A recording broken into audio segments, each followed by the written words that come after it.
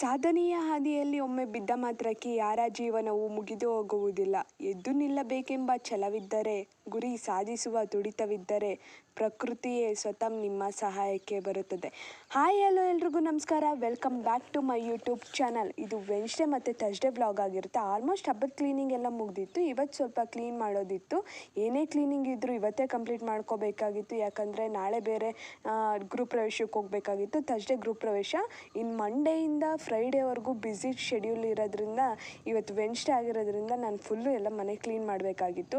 ಅದರಲ್ಲೂ ಈ outside compound clean ಮಾಡೋದಿದೆಯಲ್ಲ, ತುಂಬ ಅಂದರೆ ತುಂಬ ರಿಸ್ಕು. ಅದರಲ್ಲಿ ನಾನು ಒಬ್ಬಳೇ ಕ್ಲೀನ್ ಮಾಡಿದೆ. Compound, stair case, safety door ಅಂದು ತುಂಬ ಅಂದರೆ ತುಂಬ ಧೂಳಾಗಿತ್ತು. ನಮ್ಮದು ತೋಟದ ಮನೆ ಆಗಿರೋದ್ರಿಂದ ಧೂಳು ಆಗೇ ಆಗುತ್ತೆ. ಯಾಕಂದರೆ ಒಂದು ಸ್ವಲ್ಪ ಗಾಳಿ ಬೀಸಿದ್ರೂ ಎಲ್ಲ ಕಾಂಪೌಂಡಿಗೆ ನುಗ್ಗುತ್ತೆ. ಪಕ್ಕದಲ್ಲಿ ತೆಂಗಿನ ಮರ ಇರೋದ್ರಿಂದ ಗ್ರಿಲ್ಲೆಲ್ಲ ಬ್ಲ್ಯಾಕ್ ಆಗಿ ಕುಂತಿರುತ್ತೆ. ನಾನು ಔಟ್ಸೈಡ್ ಕ್ಲೀನ್ ಮಾಡ್ಕೊತಿದ್ರೆ ಅಮ್ಮ ಒಳಗಡೆ ಕ್ಲೀನ್ ಮಾಡ್ಕೊತಿದ್ರು. ಹಾಗೆ ದಿನ ಡಸ್ಟಿಂಗ್ ಆ್ಯಂಡ್ ಕ್ಲೀನಿಂಗ್ ಮಾಡೋದ್ರಿಂದ ಅಷ್ಟೊಂದೇನು ಧೂಳು ಇರಲಿಲ್ಲ. ಬಟ್ ಸ್ಟಿಲ್ ಹಬ್ಬ ಅಂತ ಡೀಪ್ ಕ್ಲೀನ್ ಮಾಡ್ತಿದ್ರು ಅಷ್ಟೇ. ಔಟ್ಸೈಡ್ ತುಂಬ ಜಾಸ್ತಿನೇ ಧೂಳಿತ್ತು. ಒಳಗಡೆ ಡೈಲಿ ಕ್ಲೀನ್ ಮಾಡೋದ್ರಿಂದ ಏನು ಜಾಸ್ತಿ ಏನು ಡಸ್ಟ್ ಅನ್ನಿಸ್ಲಿಲ್ಲ. ಬಟ್ ಈಸಿ ಆಯಿತು ಒಳಗಡೆ. ಬಟ್ ಔಟ್ಸೈಡೇ ಸ್ವಲ್ಪ ರಿಸ್ಕ್ ಆಯಿತು.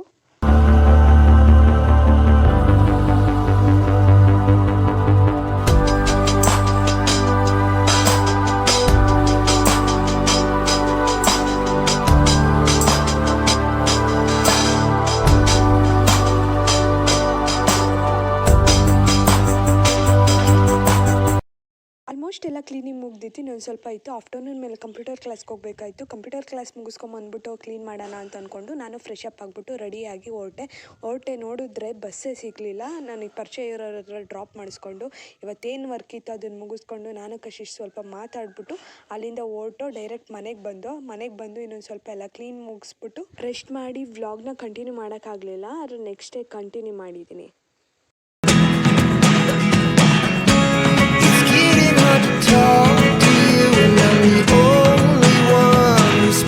Hi guys, welcome back. Happy independence day. ಇದು ಥರ್ಸ್ಡೇ ವ್ಲಾಗ್ ಆಗಿರುತ್ತೆ. ಇವತ್ತು ಗೃಹ ಪ್ರವೇಶಕ್ಕೆ ಹೋಗಬೇಕು. ನಾಳೆನೇ ಹಬ್ಬ, ವರಮಹಾಲಕ್ಷ್ಮಿ ಹಬ್ಬ. ಈವ್ನಿಂಗ್ ಬಂದು ಲಕ್ಷ್ಮಿ ಕೂರಿಸ್ಬೇಕು. ಪ್ರತಿ ವರ್ಷವೂ ನಾವು ಈವ್ನಿಂಗೇ ರೆಡಿ ಮಾಡ್ತೀವಿ. ಯಾಕಂದರೆ ಅಪ್ಪಂಗೆ ಆಫೀಸ್ ಇರೋ ಕಾರಣ ಮಾರ್ನಿಂಗ್ 7ಗೆ ಪೂಜೆ ಆಗಬೇಕು. ಅವಾಗ ರೆಡಿ ಮಾಡ್ಕೊಂಡು ಕೂರೋಕ್ಕಾಗಲ್ಲ ಅಂತ ಅಂದ್ಬಿಟ್ಟು ಸಂಜೆನೇ ಕೂರಿಸ್ತೀವಿ. ಇವತ್ತು ಗೃಹ ಪ್ರವೇಶಕ್ಕೆ ಹೋಗ್ತಿದ್ದೀವಿ ಅಲ್ವಾ, ಬಂದು ರೆಡಿ ಮಾಡೋಕ್ಕೆ ಆಗಲ್ಲ, ಟೈಮ್ ಸಿಗಲ್ಲ ಅಂತ ಅಂದ್ಬಿಟ್ಟು ಸಂಜೆ ಬೇರೆ ಲಕ್ಷ್ಮಿನ ಕೂರಿಸ್ಬೇಕಾಗಿತ್ತಲ್ವ, ಎಲ್ಲ ಆಲ್ರೆಡಿ ನಮ್ಮಮ್ಮ ಮುಂಚೆನೇ ರೆಡಿ ಮಾಡಿದ್ರು. ಹಾಗೆ ಮಾರ್ನಿಂಗ್ ದೇವ್ರ ಮನೇನು ಕ್ಲೀನ್ ಮಾಡೋಣ, ಬಂದು ಕ್ಲೀನ್ ಮಾಡೋಕ್ಕಾಗಲ್ಲ ಅಂತ ಅಂದ್ಬಿಟ್ಟು ಮಾರ್ನಿಂಗ್ಗೆ ಎಲ್ಲ ಸೇರಿಕೊಂಡು ಕ್ಲೀನ್ ಮಾಡಿದ್ರು. ದೇವ್ರ ಮನೇನು ಕ್ಲೀನ್ ಮಾಡಿಬಿಟ್ಟು ಪ್ರಸಾದಕ್ಕೆ ರೆಡಿ ಮಾಡ್ಕೊಳ್ಳೋಣ ಅಂದ್ಬಿಟ್ಟು ಪ್ರಸಾದಕ್ಕೆ ರೆಡಿ ಮಾಡ್ಕೊತಿದ್ದೆ. ಅವಲಕ್ಕಿ ನಾನು ಮುಂಚೆನೇ ನೆನೆಸಿಟ್ಟಿದ್ದೆ. ಅದಕ್ಕೆ ಬೆಲ್ಲ ಹಾಕ್ತೆ. ಚಾಪ್ ಮಾಡಿರೋ ಬಾದಾಮಿ ಮತ್ತು ಆ್ಯಪಲ್, ಬನಾನಾ, ಟೇಸ್ಟ್ಗೆ ಸ್ವೀಟ್ಗೆ ಸಕ್ಕರೆ ಮತ್ತು ಬೆಲ್ಲ ಹಾಕ್ಬಿಟ್ಟು ಮಿಕ್ಸ್ ಮಾಡಿಬಿಟ್ಟು ಪ್ರಸಾದ ಕೊಟ್ಟೆ. ಅಪ್ಪ ಪೂಜೆ ಮಾಡಿದ್ರು.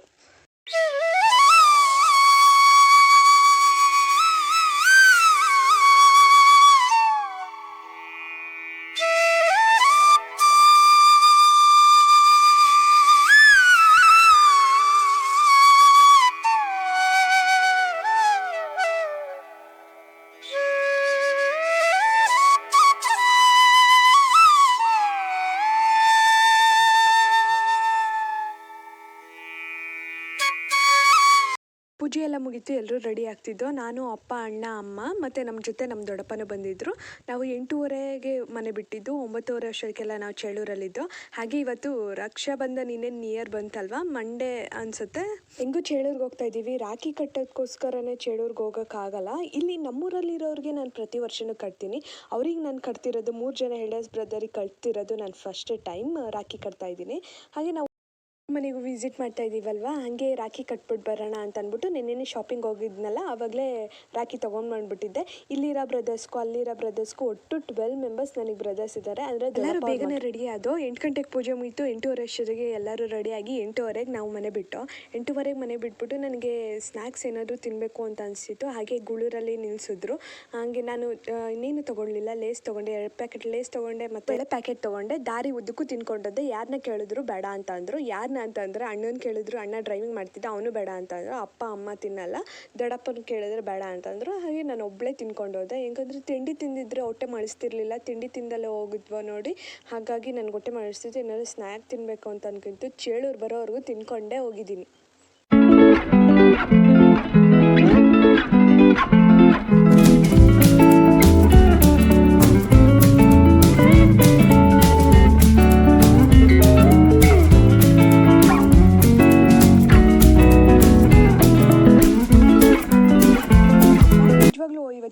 ಇಷ್ಟೇ ಅಲ್ವಾ ಅಂತ ಅಂದ್ಕೊಂಡು ಸುಮ್ಮನಾಗಿದ್ದೆ. ನಾವು ಚೇಳೂರಿಗೆ ಎಂಟ್ರಿ ಆದೋ, ಇವ್ರನ್ನ ನೋಡಿ ತುಂಬಾ ಖುಷಿ ಆಯಿತು, ಹಾಗೆ ಬೇಜಾರು ಕೂಡ ಆಯಿತು. ಖುಷಿ ಯಾಕಾಯಿತು ಅಂತ ಅಂದರೆ ಎಷ್ಟು ಡಿಸಿಪ್ಲಿನ್ ಆಗಿ 3 ಮೆಂಬರ್ಸ್ ಹೋಗ್ತಿದ್ದಾರೆ, ಚಿಕ್ಕ ಮಕ್ಕಳು ಡ್ರೆಸ್ ಕೋಡ್ ನೋಡಿ ಎಷ್ಟು ಚೆನ್ನಾಗಿದೆ.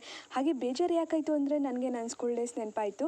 ನಾವು ಹೀಗೆ ಮಾರ್ನಿಂಗ್ ಬೇಗ ಎದ್ದು ಟ್ರ್ಯಾಕ್ ಶೂಟ್ ವೇರ್ ಮಾಡಿ orange white green band wear logo wear ಮಾಡ್ತಿದ್ದೋ, ಎಷ್ಟು ಡಿಸಿಪ್ಲಿನ್ ಆಗಿ ಹೋಗ್ತಿದ್ದೋ. ಆಮೇಲೆ physical exercise, mass P T, ಮತ್ತು ಸುತ್ತಲೂ ಕರ್ಕೊಂಡು ಹೋಗ್ತಿದ್ರು. ಟೀಚರ್ಸ್ ಕೂಡ ಬರೋರು, ಲಾಸ್ಟಿಗೆ ಸ್ವೀಟ್ ಕೊಟ್ಟು ಕಳಿಸೋರು. ಸ್ಕೂಲ್ ಡೇಸ್ ಎಷ್ಟು ಚೆಂದ ಅಲ್ವಾ. ಮತ್ತು ಇನ್ನೂ ಚಿಕ್ಕ ಹುಡುಗರಾಗಿ ಇರಬೇಕು ಅಂತ ಅನಿಸುತ್ತೆ. ನಿಮಗೂ ಹೀಗೆ ಅನಿಸಿದ್ರೆ ಕಮೆಂಟ್ ಮಾಡಿ.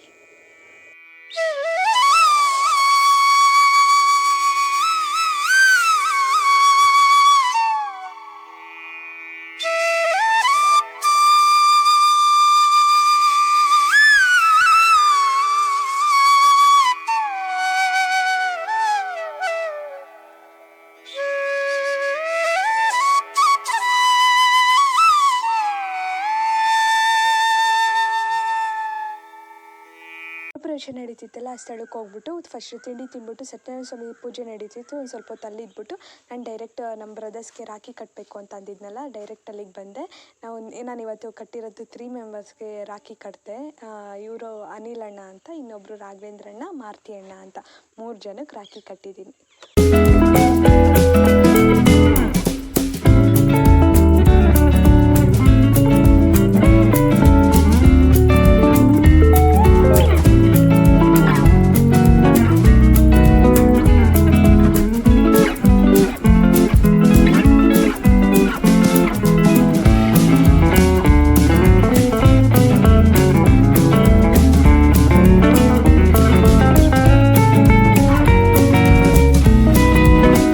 ಕಟ್ಬಿಟ್ಟು ಅಜ್ಜಿ ಮನೆಗೆ ಬಂದೆ. ಇಲ್ಲಿ 101 ದೇವಸ್ಥಾನ ಇದೆ. ಇವಾಗ ಇನ್ನೂ ಜಾಸ್ತಿ ಆಗಿರುತ್ತೆ. ಚೇಳೂರಲ್ಲಿ ನೀವು ಕೇಳಿರ್ಬೋದು, ಮೋಸ್ಟ್ಲಿ ಎಲ್ಲೂ ಇಲ್ಲ ಅಷ್ಟು ದೇವಸ್ಥಾನ. 101 ದೇವಸ್ಥಾನ ಇವಾಗ ಇನ್ನೂ ಜಾಸ್ತಿ ಮಾಡಿದ್ದಾರೆ. ಇನ್ನು ನಮ್ಮ ಅಜ್ಜಿ ಮನೆ, ಅಂದರೆ ನಮ್ಮ ತಾತ ಇಲ್ಲ ಇವಾಗ ನಮ್ಮ ಜೊತೆ. ಮತ್ತು ಇದು ಹೆಂಚಿನ ಮನೆ, ಇದು 40-50 ವರ್ಷದ ಮನೆ. ನನಗಂತೂ ನಿಜವಾಗ್ಲೂ ತುಂಬ ಇಷ್ಟ. ನಮ್ಮ ಅಜ್ಜಿ ಫುಲ್ ಗೋಡೆಗೆಲ್ಲ ಫೋಟೋ ಹಾಕಿದೆ. ಅಂದರೆ ನಮ್ಮ ತಾತ ಅವ್ರ ಅಣ್ಣ ತಮ್ಮದಿರ ಫೋಟೋ, ನಮ್ಮ ಫೋಟೋ ಎಲ್ಲರದ್ದು ಹಾಕಿದೆ. ಇವತ್ತು ಆ್ಯಕ್ಚುಲಿ ಹೇಳ್ಬೇಕು ಅಂದರೆ ನಮ್ಮ ಚಿಕ್ಕಪ್ಪನ ಬರ್ಡೇ, ಅಂದರೆ August 15 ಚಿಕ್ಕಪ್ಪನ ಬರ್ಡೇ. ಚಿಕ್ಕಪ್ಪಂಗೆ ವಿಶ್ ಮಾಡಿಬಿಟ್ಟು ಎಲ್ಲ ಸ್ವೀಟ್ ತಿನ್ನಿಸಿ ಎಲ್ಲರೂ ಫೋಟೋ ತೆಗೆಸ್ಕೊಂಡು, ಅಂದರೆ ಅಜ್ಜಿ ತೀರಿಗೆ ತುಂಬ ಖುಷಿ. ಮಕ್ಕಳು ಬಂದಿದ್ದಾರೆ ಅಂದರೆ ಅವ್ರು ಆ ಪ್ರಪಂಚದಲ್ಲಿ ಮುಳುಗೋಗಿರ್ತಾರೆ. ಅವ್ರಿಗೆ ಏನೇನೋ ರೆಡಿ ಮಾಡೋ ಈ ಪಾರ್ಸಲ್ಗಳು ಕೇಳಬೇಕಾ ಮೊದಲೇ ಅಜ್ಜಿದಿರು ಅಮ್ಮಂದಿರು ಫುಲ್ಲು ಪಾರ್ಸಲಲ್ಲಿ ಎತ್ತಿದ ಕೈ ಅವ್ರು ಕೇಳಬೇಕು. ಅಜ್ಜಿ ಅಂತೂ ತುಂಬ ಅಂದರೆ ತುಂಬ ಖುಷಿ ನಾವು ಬಂದಿರೋದು. ಮೊಮ್ಮಕ್ಕಳು ಬಂದಿದ್ದಾರೆ, ಅಳಿಯಂದಿರು ಬಂದಿದ್ದಾರೆ, ಮತ್ತು ಮಗಳು ಬಂದಿದ್ದಾರೆ. ಅಂದರೆ ನಮ್ಮ ಅಜ್ಜಿಗಿಬ್ಬರೇ ಮಕ್ಕಳು, ನಮ್ಮಮ್ಮ ಮತ್ತು ನಮ್ಮ ಆಂಟಿ ಪಾಪು ಒಂದೇ ಇರೋದು, ಪರಿಣಿತಾ ಅಂತ. ನಾವಿಬ್ಬರು, ನಾನು ಹರ್ಷಿತಾ, ನಮ್ಮ ಅಣ್ಣನ ಹೆಸರು ಅಭಿ. ಸಾರಿ ನಾನು ಡೈಲಿ ಅಭಿ ಅಂತ ಕರೆದು ನಿಮಗೂ ಅದೇ ಹೇಳ್ತಿದ್ದೀನಿ. ಅಭಿಷೇಕ್ ಅಂತ ಅವನ ಹೆಸರು.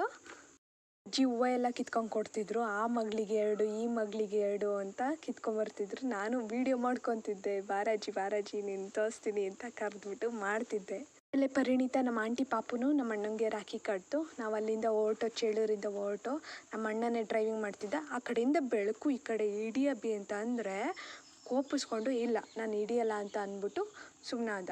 ಯಾಕೆ ನಾನು ಫ್ರೆಂಟಲ್ಲಿ ಕುಂತಿದ್ದೀನಿ ಅಂತ ಅನ್ಕೋಬೇಡ್ರಿ. ಅಪ್ಪ ಡೈರೆಕ್ಟ್ ಮಾರ್ಕೆಟ್ಗೆ ಹೋದ್ರು. ನಾಳೆ ಬೆಳಗ್ಗೆ ವರಮಹಾಲಕ್ಷ್ಮಿ ಹಬ್ಬ ಇರೋದ್ರಿಂದ ಮಾರ್ನಿಂಗ್ 7ಗೆ ಅಪ್ಪ ಆಫೀಸ್ಗೆ ಹೋಗ್ಬೇಕಲ್ಲ, ಅಷ್ಟಕ್ಕೆ ತೊಗೊಂಬರೋಕ್ಕಾಗಲ್ಲ ಮಾರ್ಕೆಟ್ಗೆ ಹೋಗಿ ಅಂತ ಅಂದ್ಬಿಟ್ಟು ಆವಾಗಲೇ ಕಾಲ್ ಟ್ಯಾಕ್ಸಲ್ಲಿ ಇಳ್ಕೊಂಡು ಮಾರ್ಕೆಟ್ಗೆ ಹೋಗ್ಬಿಟ್ಟು ಹೂವು ತೊಗೊಂಬಂದರು. ನಾನು ಫ್ರೆಂಟಲ್ಲಿ ಕುಂತಿದ್ದೆ ಅಷ್ಟೇ.